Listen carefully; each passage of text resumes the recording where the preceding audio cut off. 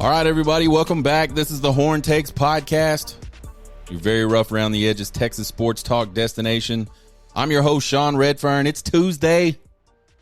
It's a short week for us. This will be our last show of the week. Y'all, I got to take my wife out of town for her birthday weekend. So we're going to knock out this week. And that's cool because we don't have a whole lot to talk about this week, I don't think. Not enough that we can't just do some videos on TikTok or something like that. Today, we're going to have a very special edition of Trace Otra Games, Army-Navy edition for that Army-Navy game that's coming up on Saturday.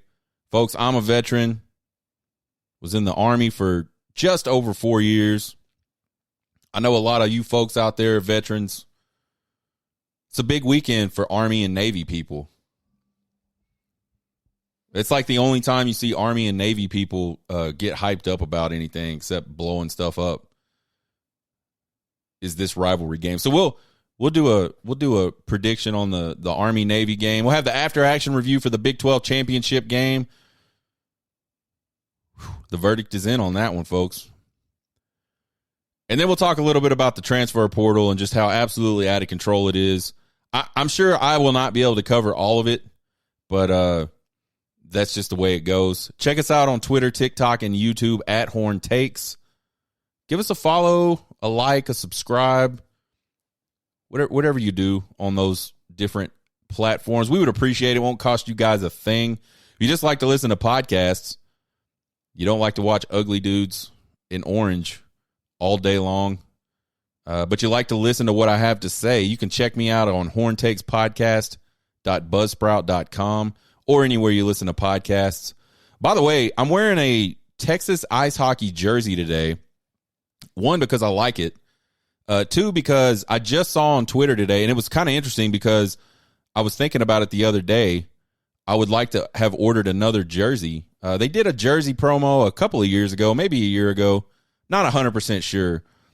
Fairly recently, and I'm 46 years old, so you can just see how relevant a couple years are to a 46-year-old. Seems like last week. But they did this sale. I ordered one. I really like it. It's really good quality. Got some cool patches on it. Got the Texas patch on it. Got a UT patched on it. Obviously has the Longhorn logo on the front. And then I've got my name and a personalized number. I'm 65. So I thought it was pretty cool. Anyway, saw this morning they're doing another sale. So go over to Texas Ice Hockey on Twitter if you're interested. And I don't wear jerseys all the time. And in fact, I have a football jersey. I never wear it out in public. Wear it sometimes on the show. And then I have a bunch of hockey jerseys for some reason. And I just like hockey jerseys. I don't know why. Anyhow, check them out. You can order them. They're a couple $100. I'm almost certain some of the proceeds go to the team. So that's helpful for the Texas ice hockey team. So if you're a Texas fan out there that likes ice hockey, you like ice hockey jerseys, or you just want to try something new, check that out on Twitter at Texas Ice Hockey.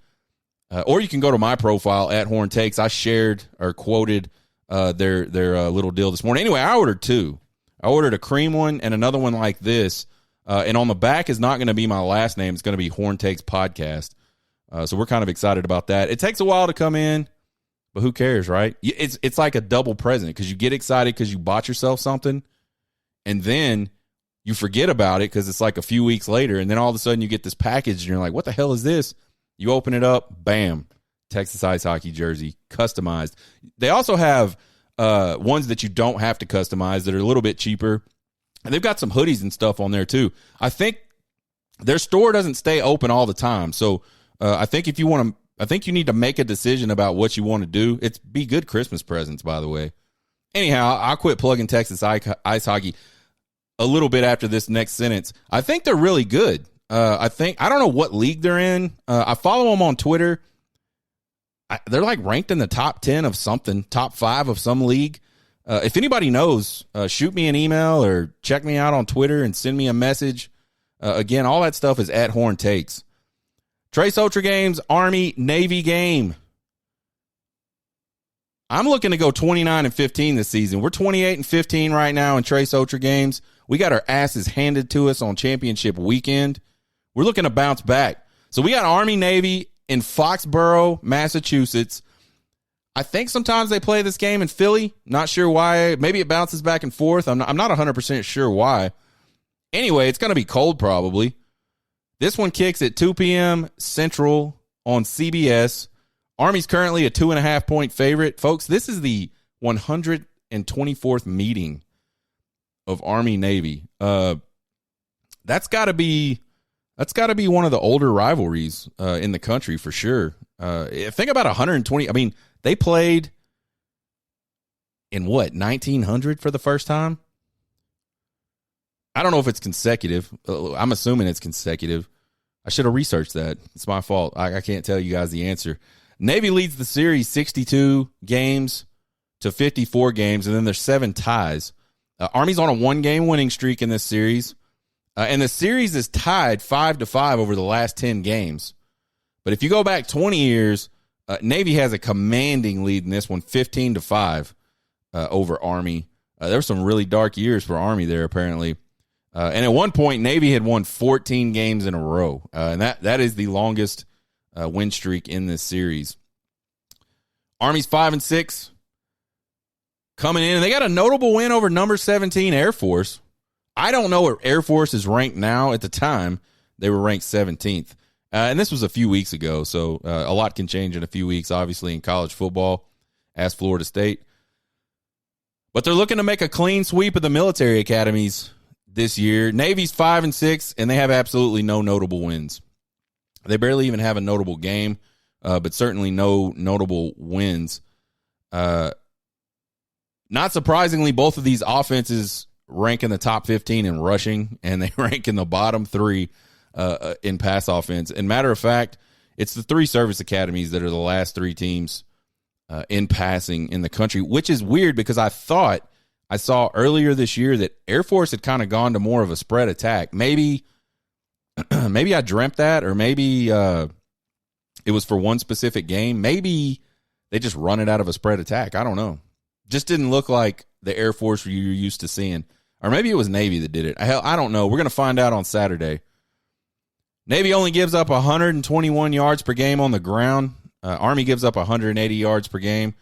Army did rush for 218 yards against a surprisingly really, really good Air Force run defense. They only give up 96 yards per game today. Army scoring 20 points per game. Navy scoring 18 points per game. Both teams give up about 20 points per game on defense. I think all of those things factored in, and folks, I'm going to be 100% honest. I saw Navy play for about 10 minutes against Notre Dame, and that's all I needed to watch that bullshit.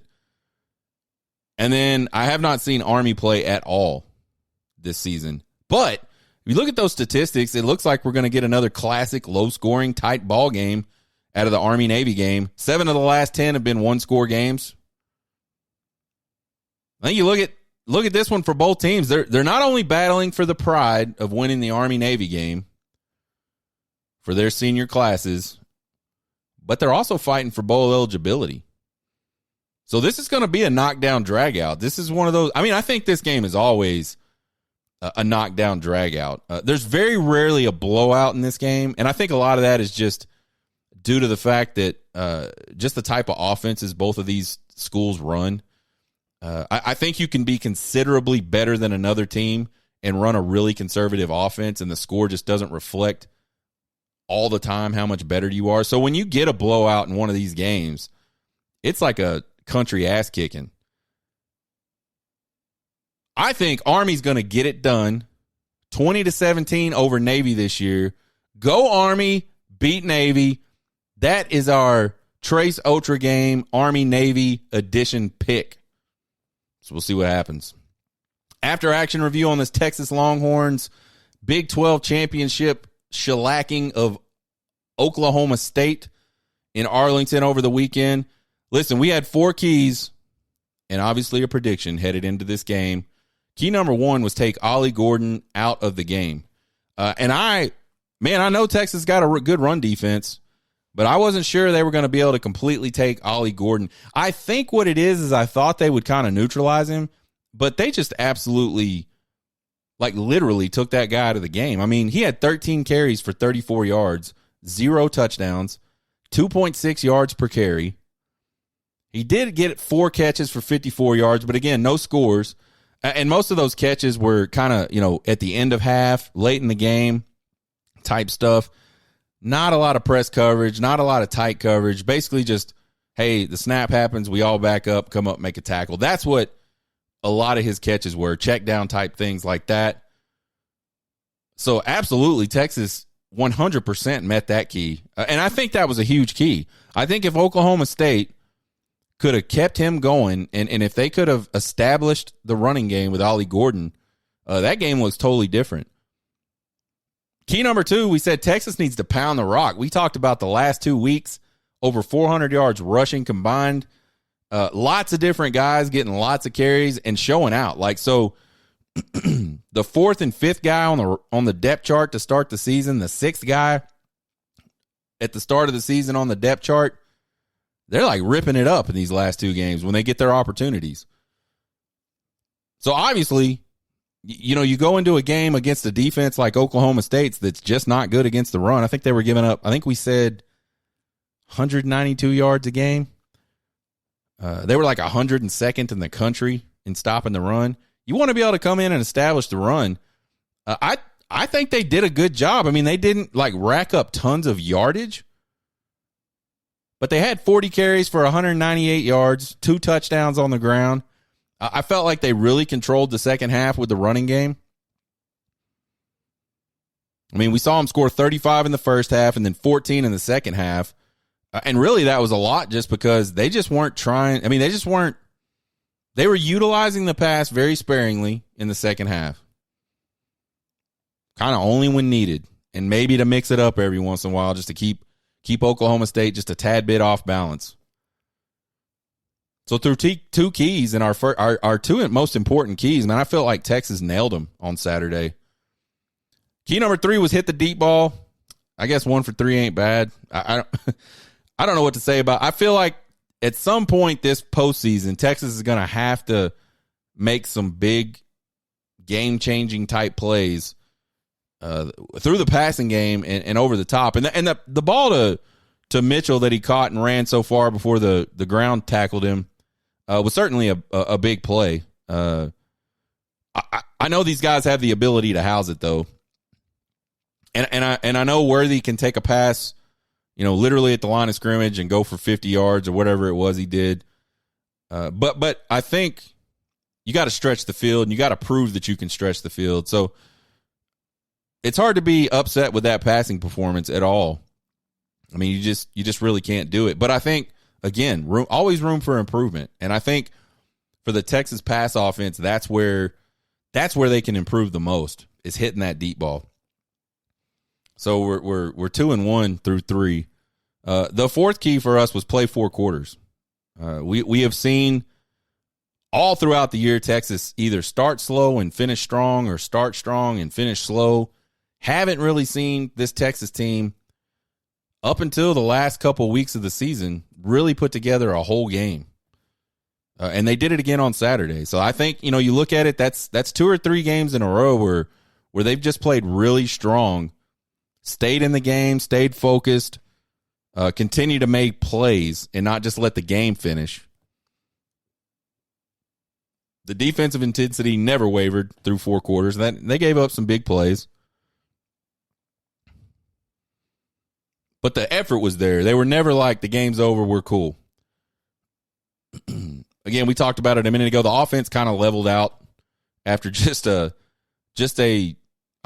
like a NCAA college football video game start they had. That shit was just insane. So they had a ridiculously fast start, and it leveled off from there. But that was all by design. Sark wants to get a big lead, and then he wants to finish the game on the ground, get the clock done, and go home. Texas was 100% content with where they were coming out of the locker room at halftime and just running the football. And then they ended up getting 2 scores with it. So going to predictions, the Horn Takes podcast score predictor had this one at 38-15, which we thought was too crazy. We said 27-23. That's Sean's prediction. Obviously, Texas wins this game 49-21. So the Horn Takes podcast score predictor it beats me every time. It's smarter than me every time. But I created it. Just remember that, Horn Takes Podcast score predictor. Offensively, you look at this game, look at the statistics. It's like eye-popping, man. 662 yards of offense. That is nuts. That is crazy. 464 through the air, 4 touchdowns through the air, 198 on the ground, 2 touchdowns on the ground. Texas racked up 33 first downs. And this is the one that's like the most interesting to me and something that I wouldn't have expected. Texas possessed the ball for 40 minutes in this game. So they just had control of this game the entire time. They were 10 of 16 on third downs, 2 of 2 on fourth downs, 5 for 5 in the red zone, and all of them sumbitches were touchdowns. Congratulations. The red zone touchdown curse is over with. The Texas Longhorns go 100% against Oklahoma State in the red zone on Saturday. That doesn't bode well for the rest of the country, folks. Pass protection I thought was really good. We talked about that yesterday on Exaggeration Monday. I was right. Only 1 sack allowed, and it was kind of like, Ewers was scrambling, getting out of the pocket, and it looked like he was trying to make a decision whether to throw or run, and the guy just clipped his foot. So it was really a Quinn Ewers ran from the protection, and he ran from the protection because he had to. So, the protection wasn't perfect, obviously, but it was just one of those odd sacks. I wouldn't count that against either Quinn Ewers or the offensive line, to be perfectly honest. Here's another really, really interesting set of numbers from this game, which I didn't realize because, again, you're watching it live. You just get a different perspective watching it live or watching it on TV. Texas had touchdown drives of 84 yards, 77 yards, 95 yards, 82 yards, 79 yards, and 88 yards. That is fucking incredible. If you have a definition of efficient, well-oiled machine offense, that's the numbers that go out beside it. Unbelievable. Really, really outstanding performance offensively by these Texas Longhorns on Saturday and really the last couple weekends. The players that popped in this game, obviously Quinn Ewers, 35 for 46 for 452 yards, 4 touchdowns, ties a Big 12 record in touchdowns in a game. And again, they could have blown that shit out of the water. They sat on the ball pretty much the entire second half. He had all 4 touchdowns in the first half. 452 yards was a Big 12 championship game record for passing yards, and he did all that on 76% completion percentage. Did have the one ugly interception. We talked about that yesterday. I was right on that too. It was like a shallow cross, and he just didn't let Worthy clear. Threw it too soon. I don't know if he felt like he was feeling pressure. There really wasn't any pressure. I think he just saw Worthy, what he thought was break open, which wasn't open, and he never even saw that linebacker and literally just threw it right into his chest. So if you noticed, and I noticed because I noticed things, later on in the game, they went right back to that play. Worthy did clear, dumped it off to him, big gain. I want to say it was the play that Worthy just absolutely steamrolled. I don't know who it was from Oklahoma State, but just freaking drove his helmet through his chest. I think it was on that play. Same exact play. Keelan Robinson, 4 carries for 75 yards and 2 touchdowns, 2 catches for 20 yards in the game. Man, just a heck of a game. Good to see Keelan Robinson really show out these last 2 games as a senior. That dude is crazy talented, and he transferred to Texas. He ends up playing a very specific role behind 2 guys that go to the NFL from the same year at the University of Texas. Then, if you're Keelan Robinson, you might be thinking, man, I'm going to get a shot. I'm going to get a shot to be the feature guy this year. And no, you're not, because Cedric Baxter comes in. You got Jonathan Brooks ahead of him. You got Jaden Blue, who's having a really good second half of this season. Just a lot of talent in that running back room. And kudos to Keelan Robinson for never sort of wavering from just being who he is, putting in the work, doing what Coach Sark and the rest of the team asked him to do. and it's starting to pay off for him. I think that dude is crazy talented, really fast, really shifty, great hands out of the backfield. I think he might end up, let's see how these playoffs go, but if he stays on this trajectory that he's on right now, I think he could open some eyes in the NFL and get some invites to camps. And then from there, you just never know. I think, you got these guys that go to camps that nobody's ever heard of and end up making teams and then having really great careers in the NFL. So I think the key, if you really want that, is to earn the invite, and then you kind of have to see what happens from there. I'll be pulling for Keelan Robinson. I love that dude. I think it's awesome, again, that he's come to Texas thinking he might have done something that he just didn't get an opportunity to do, but he always shows up and plays hard. JT Sanders, the other guy that popped for the offense for me, 8 catches, 105 yards, 1 touchdown. JT Sanders made a lot of plays in this game to keep the chains moving. There was a couple of tight end screens that they ran where he was able to pick up some pretty big yardage that kept drives going. He had the jet sweep on 4th down at one point in the game to keep the game going. He had a 4th down catch later on or earlier than that. I don't know. I don't remember the exact order of these 2 plays, but there were definitely 2 4th down plays that Texas ran. JT Sanders was the target or the runner on each of them, picked up a first down. He had a really nice contested grab over the middle of the field earlier in the game. He just has really amazing hands, and he is just sickly athletic. So again, I can't say enough about JT Sanders, obviously. The defense, man. The defense was really, really good in this game. 281 total yards given up, 250 through the air, 31 on the ground total. And that's huge, man. Not only did they hold the nation's leading rusher to 34 yards, everybody else got -3 yards. They did hit a few big plays on us. Kind of Jahdae Barron, man. I love him. He kind of I wouldn't say he got exposed. I would just say he did not have a great game against Oklahoma State on Saturday. Really gave up some big plays in coverage. In fact, you look at that game, and I think every big play, Jahdae Barron was either on coverage or should have been helping over the top. I don't know what that portends. Probably nothing. But it was just very interesting. Maybe he was sick. Maybe he was injured. Who knows? I have faith that Jahdae Barron will come back and handle his business as they go forward. This defense had 2 takeaways, interception, really nice catch by Keaton Crawford, and then a very outstanding strip sack or strip fumble type play for Anthony Hill Jr. They were knocking the ball loose all afternoon. They called a lot of them incompletes. I think a couple of those might have warranted a closer look. Not sure. Those are such bang plays. I will say there were 2 plays, though, where Oklahoma State receivers, pass catchers, had both hands on the ball right when they got smacked and the ball came loose. So I don't know.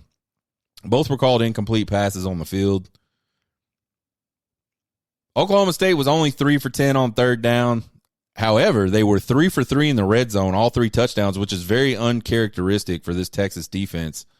Usually, this Texas defense gets them down in the end zone or near the end zone, and that's when they tighten up. They're the best in the country. They may not be after that game, but coming into the game, they're one of the best. I think they were the best in the country. Texas only had 1 sack. We talked about, can they get this Alan Bowman guy down on the ground?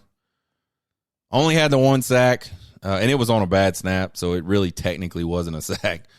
Players that popped for me defensively, Anthony Hill Jr. led the team in tackles with 6, had a tackle for loss, had a sack. He got credit for being there, I guess, when Alan Bowman fell on the ball. And then the 1 forced fumble. But he's a guy that's, again, he's just all over the field, man. He's starting to figure it out. He's violently violent, and I love it.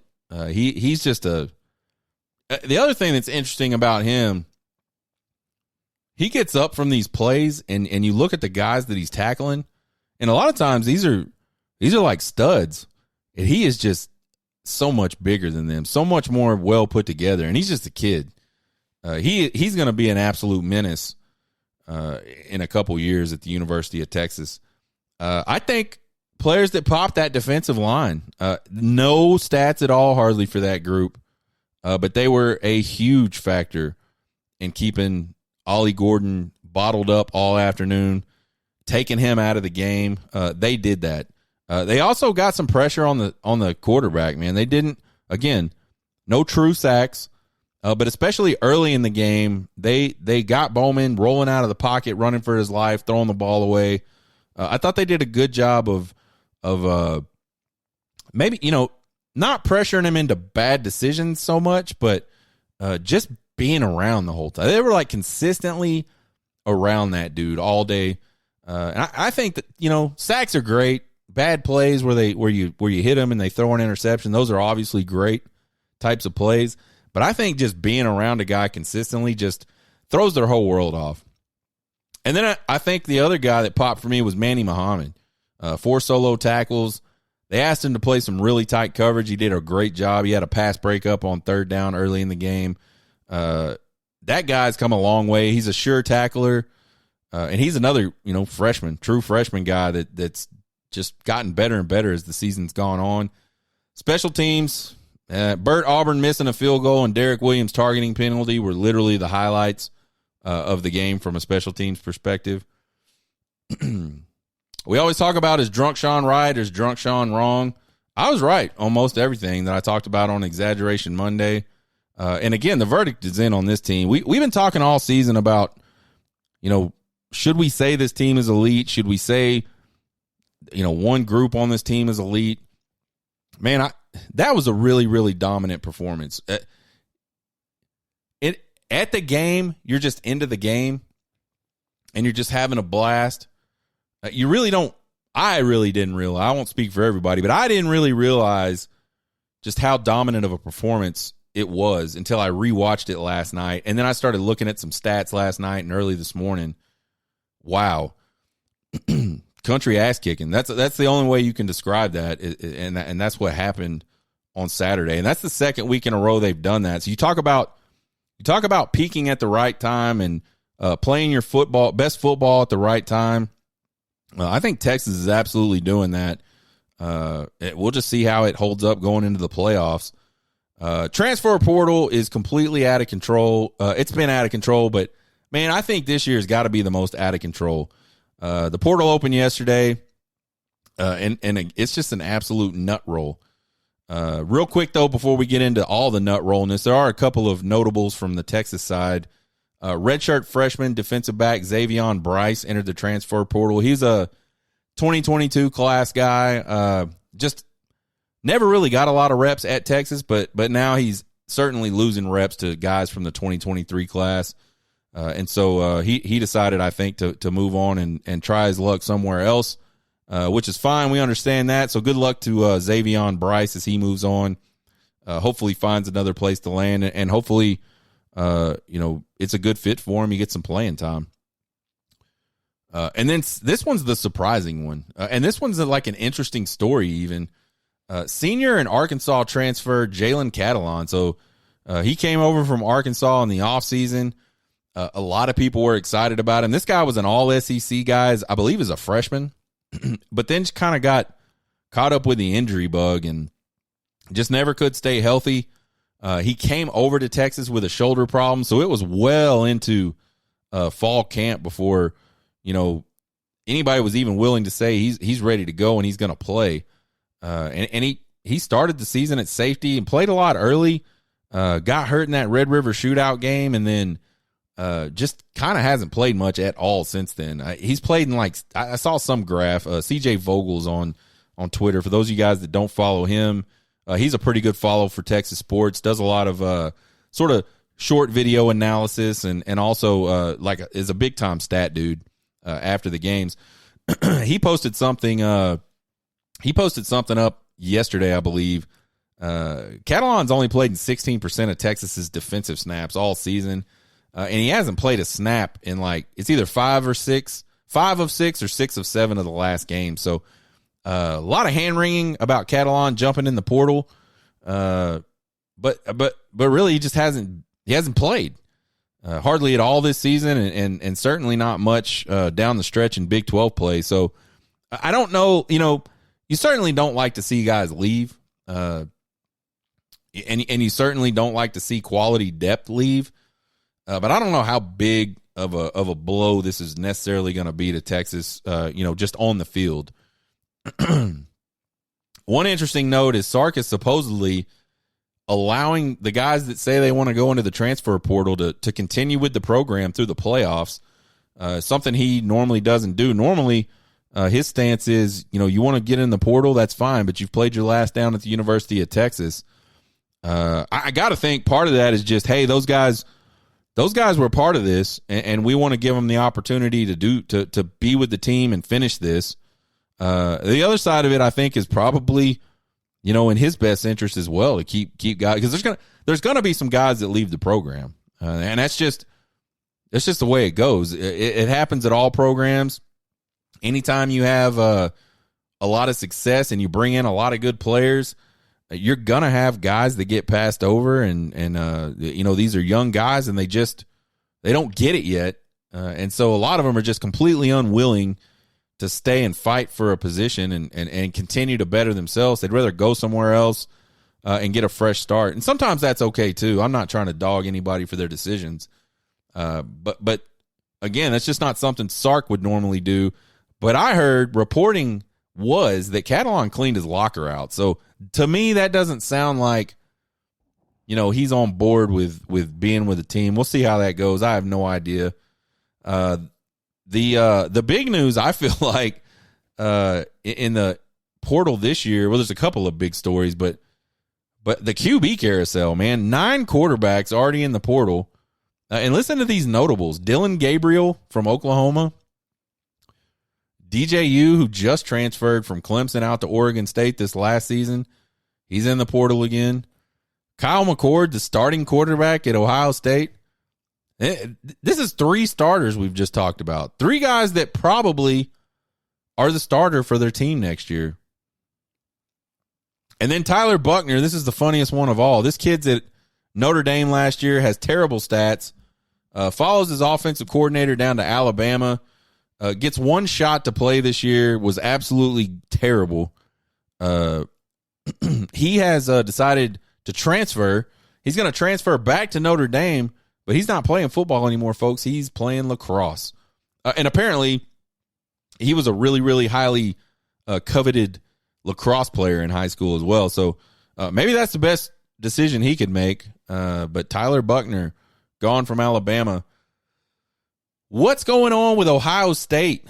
10 players, as of writing up this layout, breakout, outline, whatever the hell you call it, this morning. 10 players in the portal, including the starting QB. Lots of highly rated guys. One of their highest rated wide receivers in the portal. So what's going on? You just don't see that at established programs with good culture. I think something's going on. Going back to Ryan Day flipping his shit about Lou Holtz earlier in the season, I just got to feel like something's weird going on in Ohio State. And then you got Aggie with 9 guys in the portal, including Max Johnson and Walter Nolan. Walter Nolan is a beast at the defensive tackle position. So you look at Ohio State and you look at, everybody has transfers. You look at Ohio State, you look at Aggie right now, and the next one we're going to talk about, these are starters that are leaving. You just don't see that much. OU with 9 guys in the portal, again, including Dylan Gabriel and their top running back. And there's a lot of other guys. I mean, there's just a lot of dudes that have decided to go into the portal. Guy from USC, really highly rated guy. Guy from South Carolina. Juice something or other. I think he was a transfer into South Carolina this last Juice Wells. There's a big wide receiver class right now. And I read Texas is like really considering about a half a dozen of those guys. So I don't know, man. The portal has got a lot of really good players in it this year. We'll see what happens. I wonder if Dion gets any of them. Probably not. Here's the thing about the transfer portal, man. It is such a gamble for these young guys. And we talked about this last season. Most of these dudes transferring out, in the portal, they're not elite players. There are some this year, and there have been a handful every single year. But most of these kids, they're transferring because they got passed on the depth chart. They just weren't getting playing time. So, again, these are guys, and the thing that goes against these guys, most of these guys, there's no film on them. They're hardly getting to play, if at all. The recruiting process is gone. Like they've been out of the recruiting process for a year, sometimes 2 years. The coaches kind of forget about them. There's all these new high school players to look at. It's becoming a really, really hard job for college football coaches just to understand like who the good players are out there. And if I'm a college coach, I'm probably going to gamble more on a kid in high school that's an elite recruit in high school than I am a guy that was an elite recruit but couldn't hack it at college and wants to leave and go someplace else. Because to me, those are both gambles. One of them's already proved to you that they don't have what it takes at this point in their career to get on the field at a D1 school. I don't know. I'd be interested to hear you guys' thoughts on that. Shoot me an email at horntakespodcast.gmail.com or at gmail.com, rather. Let's have a conversation about it. Here's the other thing about the portal. According to the NCAA transfer portal statistics, and you can find this online, roughly 40% of active transfer portal entrants have not found a new member institution from the 2022 wave of transfers. In 2021, it was over 40%. So I guess you could say in a small sample of a couple years, it's trending the right direction, but that's still an incredible amount of kids. Basically, if 100 kids enter the transfer portal, 40 of them don't find another place to play. That means they don't get a scholarship. That means they traded a scholarship for the opportunity to maybe get a scholarship. And I get it. In some cases, these guys were processed. And if you don't know what that means, that's just what people started saying when Nick Saban started telling people to leave so he could get these bigger recruiting classes back in the day at Alabama before the transfer portal was a thing. Nick Saban processed a lot of players. So this isn't a new thing. And that does happen. I know these guys, these coaches are having conversations with these players and they're saying, hey, you're welcome back maybe, but here's the deal. You're fourth on the depth chart. Or they go to another guy and they say, we're just not going to fulfill your scholarship for next year. If you want to play college football, you're going to have to go somewhere else to do it. That happens 100%. But I think this whole portal thing makes it easier to do that because now these coaches know I get to add another recruit. If I get these guys out of here, I can bring in more guys into a recruiting class, or I can go to the portal and find some guys as well. Excuse me, folks. My throat is just jacked this time of year. So I think it's risky business when, you say, I'm going in the portal. Because you might not find some place to land. And then you're kind of trading like this dream to be in the NFL for like a decent education. Like at some point, if the school will have you, some of these guys just need to realize they're not going to be big-time college football players. They're not going to be big-time NFL football players. And I'm not saying that to say that they should quit. But if you're not good enough to get on the field over here at Texas, you're not good enough to even go down to, Texas State and show out. The problem is not where you're at. The problem is you're not putting the work in to get to where you want to be. Now, man, I love the transfer portal in theory. I mean, I think the reason it even came about was to kind of, it kind of came from some needs from coaches that just started upping and leaving. These coaches would take jobs and then quit jobs and go to another job and quit that job. So these coaches are going all over the place, and there's no rules for them. You got schools getting in trouble with the NCAA, getting all these, all these rulings coming down from the NCAA, and team, that ruins the whole thing for all those kids. They should be able to transfer. It's good now that these kids that do get processed, they don't have to go sit out a year. They can go be eligible immediately, one time. But they got to figure out a way to regulate it, man. It's gone from, again, it's like so many other things in life. There's a problem. People overreact to try to solve that problem without considering all the problems that their problem solving is going to cause. And that's where we're at today. With NIL and with transfer portal, we fixed a problem and we created so many other problems because they hastened themselves into a fast fix of the original problem. So you got all these lax rules in the transfer portal, all these NIL lax rules. You got guys leaving schools now just because, it's money. I had a good season, I'm leaving. They're not going to pay me here. They can't pay me here, so I'm leaving. Got guys leaving because position coaches are leaving.